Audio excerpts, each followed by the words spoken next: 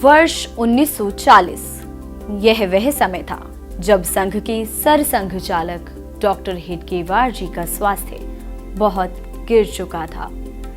वे अस्वस्थ रहने लगे थे। 4 जून को डॉक्टर हेडगेवार जी ने बड़े प्रयत्न से एक संक्षिप्त भाषण दिया और स्वयंसेवकों को संबोधित किया। यह उनका अंतिम भाषण था।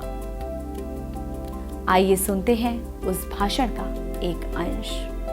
मैं नहीं समझता कि मैं इस अवस्था में भी हूँ कि आपको कुछ शब्द कह पाऊँ। जैसा कि आप सब लोग जानते हैं, मैं पिछले 24 दिनों से बिस्तर पर ही हूँ।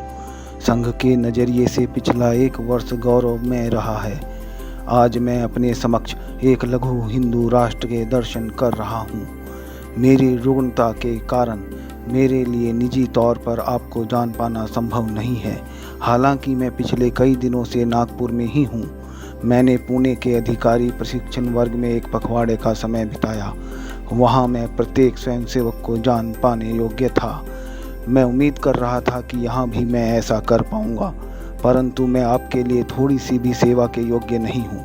मैं आज यहाँ केवल आपके दर्शनों के लिए आया हूँ।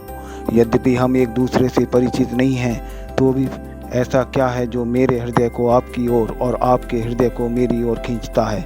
वह निश्चित रूप से उस दर्शन का परिणाम है जिसे राष्ट्रीय स्वयंसेवक संघ ने हमारे भीतर रचा है। भले ही कोई पूर्व संपर्क न रहा हो, स्वयंसेवक बड़ी गर्मजोशी के साथ पहली ही भेंट में एक दूसरे के निकट आ जाते हैं।